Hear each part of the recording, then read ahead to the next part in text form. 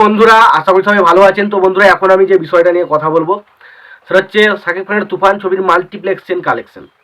এই ছবিটা 25 নম্বর দিন, আজকে ছবিটার 25 নম্বর দিন। তো 25 নম্বর দিনে এসে ছবিটা কেমন কালেকশন করেছে সেই বিষয়ে কথা হবে, এবং তার পাশাপাশি ছবিটা মাল্টিপ্লেক্স চেনে এখনও কত কালেকশন দাঁড়ালো 25 দিনের শেষে সেই বিষয়ে কথা বলবো।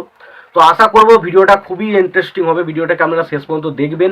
আর চ্যানেলটায় নতুন হয়ে থাকলে অবশ্যই চ্যানেলটি সাবস্ক্রাইব করে নিয়ে পাশে বেল আইকনটা অবশ্যই প্রেস করে রাখবেন। তো দেখুন, বিষয়বস্তু বলি যে কালেকশন ছবিটা অলরেডি বক্স অফিসে 25 দিন হলো হয়ে গেছে। তো বুঝতে পারছেন, একটা ছবি যখন 25 দিন লং রানে চলবে, তো সেই ছবির যে কালেকশনটা প্রথম দিকে দিচ্ছিল তার পরিমাণে হাফ কালেকশন আসবে, এটা নিয়ে কোনো ভাবনা চিন্তার কারণ নেই।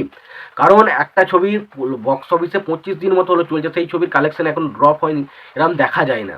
কারণ এটা যদি আপনি 100টা ছবি দেখেন, তার 99% ছবির ক্ষেত্রে এটাই হয় যে ছবির কালেকশন 25 দিনের শেষে হয়তো সেই ছবির কালেকশন আর দেখাই যায় না, হয়তো এমন একটা কালেকশন, একটা ন্যূনতম কালেকশন নেবে। তার তুলনায় তুফান ছবির কালেকশন ডেফিনেটলি ভালো কালেকশন আসছে। এবার যদি আমি মাল্টিপ্লেক্সের কালেকশনের কথায় আসার আগে ছবিটা কেমন কি হাউসফুল শো দিয়েছে সেই বিষয়ে কথা বলি। তো প্রথমে বলি, এই ছবিটা স্টার সিনেপ্লেক্সে যে 7টা ব্রাঞ্চে সেখানে টোটাল শো সংখ্যা পেয়েছে 49টা, যার মধ্যে অলমোস্ট ফুল হয়েছে 4টে এবং হাউসফুল শো দেখেছে 2টো। এবার আমরা যদি সিনে লায়ন্সের কথা বলি, সেখানে শো সংখ্যা হচ্ছে 8টা, চট্টগ্রামে হচ্ছে 5টা এবং বাকি যে সমস্ত জায়গায় 4টে করে টোটাল শো সংখ্যা হচ্ছে 68টা টোটাল শো পেয়েছে। তার মধ্যে 68টা শো থেকে ছবিটা কালেকশন করতে পেরেছে, মানে 25 নম্বর দিন এসে 26,79,00,000 টাকা।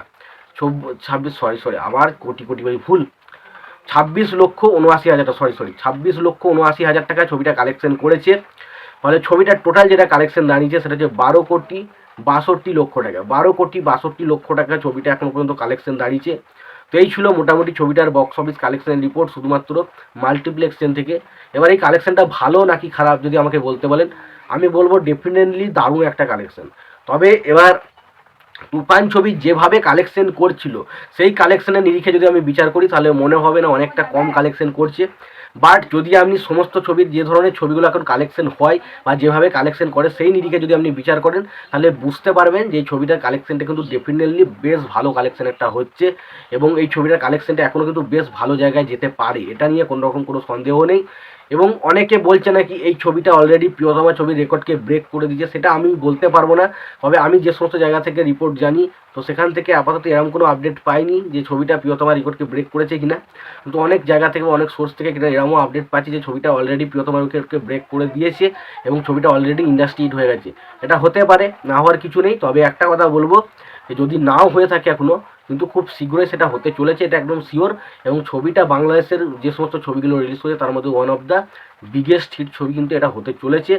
এবং পরবর্তী সময়ে এই ছবির পার্ট 2 এলে কী লেভেলের প্রেস তৈরি করবে সেটা আপনারা যখন পার্ট 2 আসবে তখনই বুঝতে পারবেন। এখন আমি কিছু বলতে চাই না। এবং যারা এই ছবিটা নিয়ে নেগেটিভিটি করছো বা যাদের এই ছবিটা নিয়ে জ্বলছে, তাদের বলবো ভাই এগুলো একটু বন্ধ করো।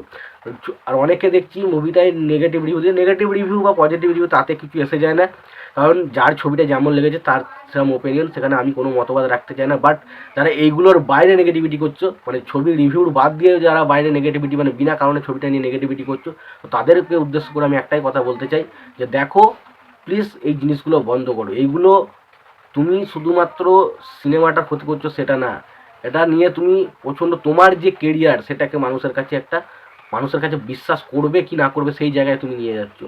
কারণ তোমাকে যারা অথেন্টিক বা ভালোভাবে যে না এই লোকটা অনেস্টির সাথে কাজ করে, তখন সেই অনেস্টিটা কিন্তু তুমি নিজের থেকে সেই জায়গাটা সরিয়ে ফেলছো, কারণ তুমি এই জিনিসগুলো করছো আর নিজের সেই জায়গাটা হারাচ্ছো। এটা আমার বলার ছিল।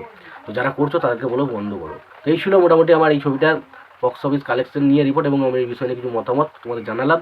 তো তোমাদের ভিডিওটা কেমন লাগলো অবশ্যই জানিও। ভিডিওটি ভালো লেগে থাকলে লাইক কমেন্ট শেয়ার করতে ভুলো না। আর চ্যানেলটা যদি নতুন হয়ে থাকো অবশ্যই চ্যানেল সাবস্ক্রাইব করে নিয়ে পাশে বেল আইকনটা অবশ্যই প্রেস করে দিও। ভালো থেকো, সুস্থ থেকো, দেখা হচ্ছে পরে ভিডিও।